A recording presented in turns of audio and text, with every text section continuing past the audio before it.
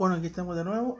Seguimos con esta serie de videos. Esta vez vamos a tratar una de las aperturas más románticas, apartando el Gambito de Rey, como lo es el Gambito de Evans. El Gambito de Evans fue un invento del capitán Evans del siglo XVIII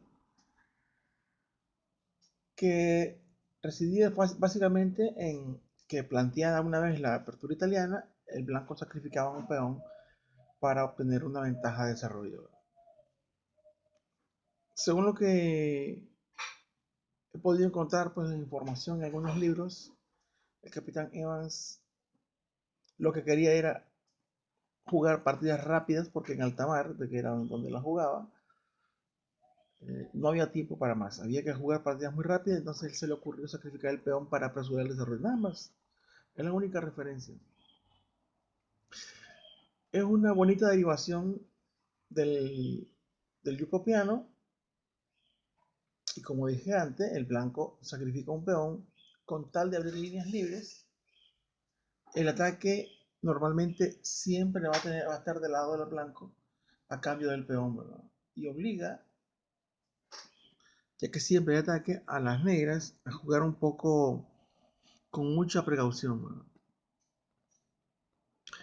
De los exponentes brillantes en ajedrez del Gambito de Evans lo son Adolf Andersen, que era una apertura habitual en él, Paul Morphy, que fue el que lo sucedió, digamos, en el título oficioso, y después poco a poco va desapareciendo.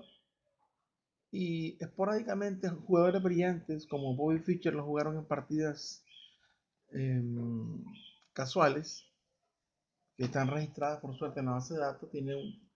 Tiene Fischer dos partidas muy bonitas, o un par incluso contra Eric Osborne, un jugador norteamericano que jugó en nuestro país.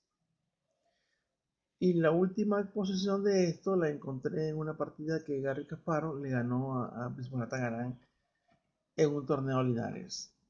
Ok, pasamos a la apertura en sí. Está dado por E4 E5, caballo F3, caballo C6. El blanco plantea una apertura italiana. Va todo clásico con alfil C5 de parte del negro. Y ahora el B4 que les mencioné. Las blancas, al ofrecer el peón, pueden, o siempre, normalmente siempre obtienen un gran ataque. Las negras deberían elegir bien una defensa sencilla. Lo vamos a partir en dos partes, siempre en el mismo video. Esta vez vamos a tratar el gambito de peón aceptado, es decir, cuando el negro acepta el peón.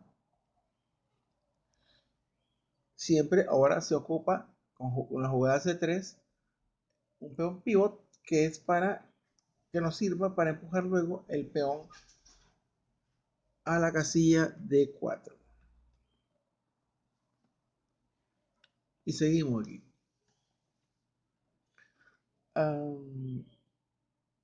Bueno, podemos ir a alfil C4, perdón, alfil C5, podemos ir a alfil A4 y vamos a ir en esta ocasión a la mejor respuesta, que es alfil E7. Vamos a ver. Anteriormente se jugaba alfil a C5.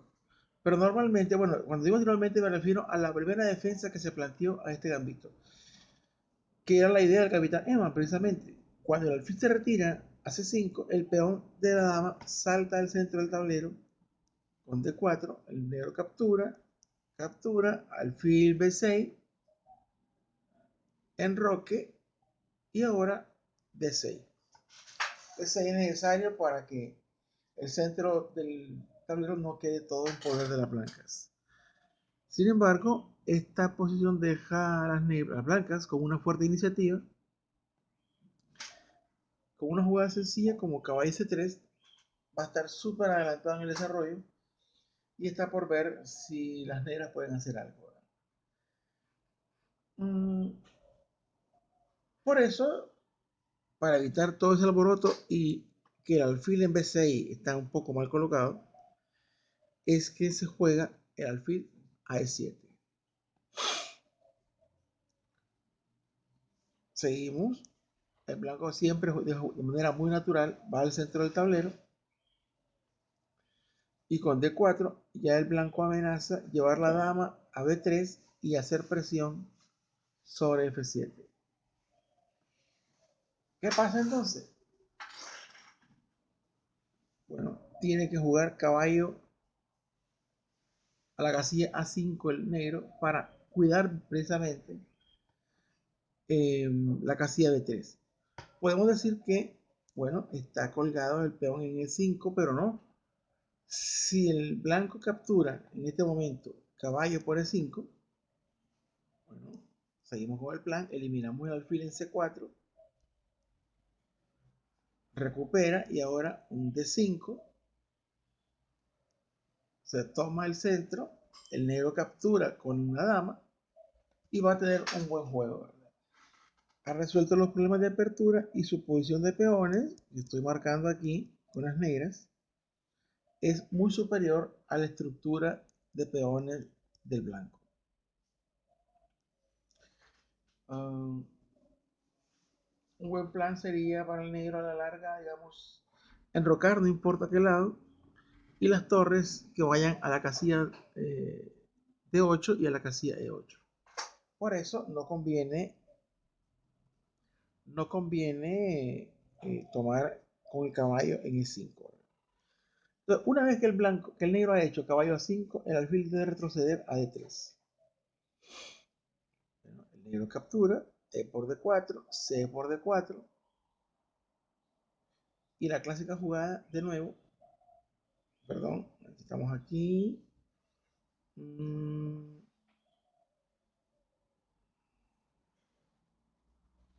Estamos. Captura, pam, pam, pam, pam, pam.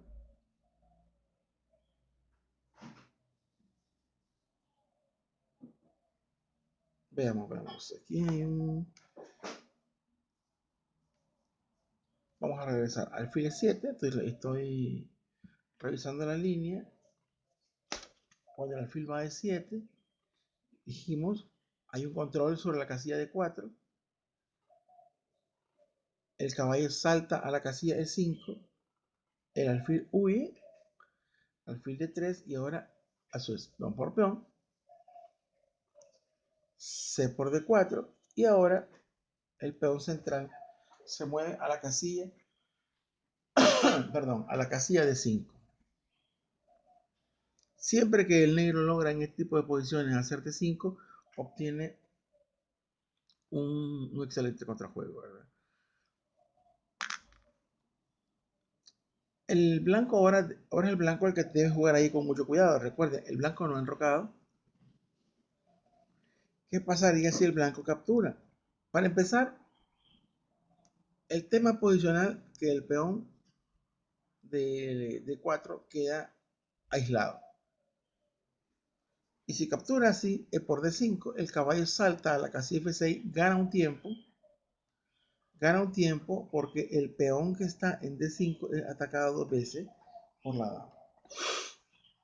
De ahí que el blanco aprovecha, hace un dama 4, pero con un simple C6, ¿verdad?, que defiende el jaque, y la dama llega a proteger con una jugada muy bonita ahí al caballo que está en A5. Las negras tienen un juego muy cómodo y harían bien las blancas en tratar de buscar alguna compensación posicional por el peón que llevan de menos. Ok, retrocedemos hasta donde hacen D5 las negras. Acaban de hacer D5, el blanco no puede seguir perdiendo tiempos y lo que hace es completar su desarrollo con el caballo a la casilla C3. Se trata de entonces el negro de hacer cambios en el centro del tablero para al menos dejar al blanco con una debilidad en la casilla de 4. Bueno, se captura el caballo por E4. El negro completa su desarrollo, caballo F6. El blanco no puede perder más tiempo. Caballo por, alfil por, dama jaque. Tiene que hacer caballo ahora a C6. Como vemos, el negro tiene un juego fácil. Incluso si las blancas intentan hacer con un alfil a 3 que se atrase todo el enroque, entonces simplemente el alfil baja a E7, se opone al alfil que tenga 3. Si el negro insiste, o si el blanco insiste con alfil B5, simplemente jugando enroque obtienen un gran juego. Devuelven el peón de ventaja, porque el blanco aquí si quiere hacer algo tiene que hacer, vamos a ver, alfil por, no por. Ahora puede ser, digamos, dama C, pero siempre tiene un gran juego el conductor de las piezas negras devolviendo el peón. Eso sería lo que es el gambito de Evans rehusado, perdón, aceptado. Pero muchas veces pasa que el gambito de Evans es rehusado.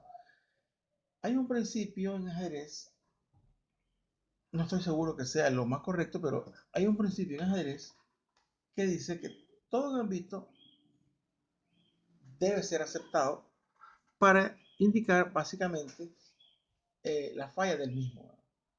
Todo gambito debe ser aceptado. De ahí que el gambito Evans aceptado sea una línea muy buena para jugarla con ambos colores. Por lo menos al nivel muy básico de los principiantes de ajedrez, es una apertura que le va a dar bonitas partidas. Pasamos ahora al gambito Evans rehusado. En el gambito Evans rehusado, como lo dice el mismo concepto, las negras no aceptan el sacrificio del peón en B4 y juegan el alfil hacia otro lado. Veamos.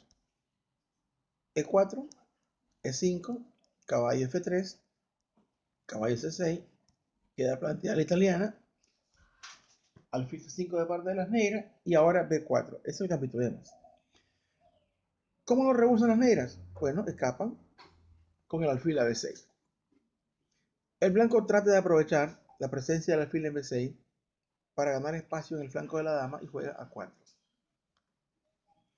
Sin embargo, las negras, al rehusar el gambito, obtienen un juego muy estable, evitan todas las complicaciones del gambito Evans aceptado y se van con juegos sencillos hacia una posición muy sólida. Bueno, en esta posición, la casilla que está débil es precisamente la casilla B6, donde está el alfil, y por eso el negro se ve forzado a jugar A6. A pesar de que es una jugada forzada, es una jugada muy necesaria.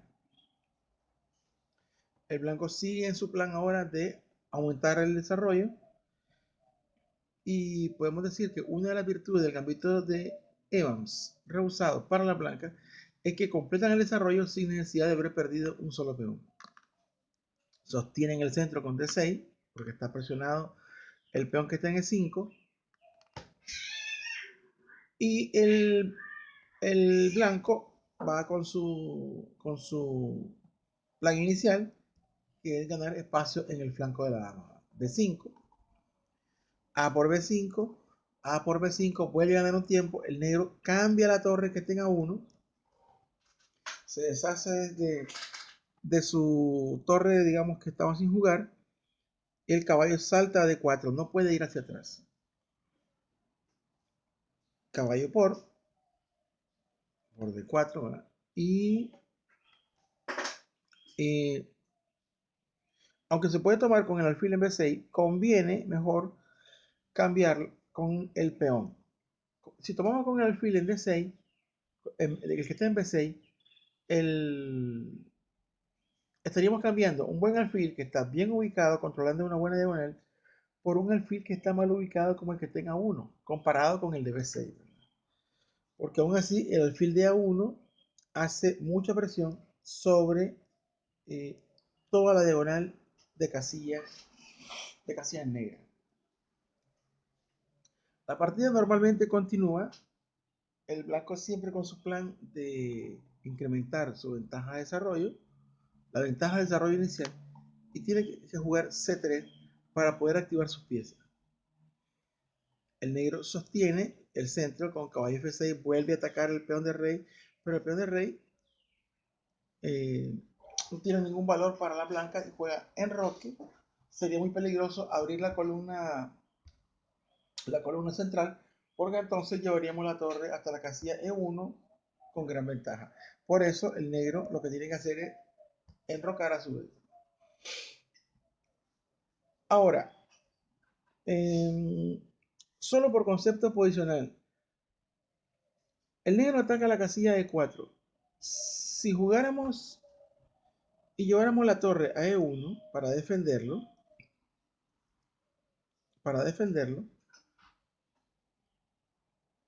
el alfil que está en B6 vuelve a hacer una mirada de rayo X sobre la casilla F2 y el caballo podría saltar a la casilla G4 haciendo también presión sobre la casilla F2. La dama podría ir luego a F6 y vuelve a hacer presión sobre F2. Entonces, de tal manera que vemos que F2 es un cuadro muy débil para el blanco, aun cuando la posición esté intacta. Por ese motivo, las blancas juegan D3 para tener un centro más estable y a su vez el negro responde con C6 para abrir más el centro, aprovechando esa ventaja de desarrollo que puede llevar en este momento, ¿verdad? Al tener una posición mucho más compacta. B por C6, B por C6, tomamos C por D4 y ahora el negro hace una jugada muy bonita como D5, captura con el peón de rey el blanco, pero el negro captura con caballo, dejándole los peones D4 y D3 doblados al primer jugador, y por eso el alfil que esté en A1 juega muy poco o no va a jugar del todo la partida. Entonces, el peón extra de la blanca queda anulado y las negras tienen una gran partida. Esto es como vengo diciendo en todos los videos y lo vuelvo a repetir, es una posición muy básica del gambito de Evans, es una posición muy básica de todas las aperturas que hemos visto. Son conceptos iniciales de apertura, pero que se mantienen. Los principios generales normalmente son eternos. Y todo aquel que los viole deberá recibir el castigo correspondiente si uno aplica metódicamente eh, lo aprendido de la manera correcta. Pasaremos ahora a una defensa muy popular en el gambito, perdón, en la apertura italiana. Y lo dejamos para el próximo video. Vamos a hablar de la defensa de los dos caballos. Una defensa muy popular. Bueno, espero que les haya gustado y que tengan un buen día.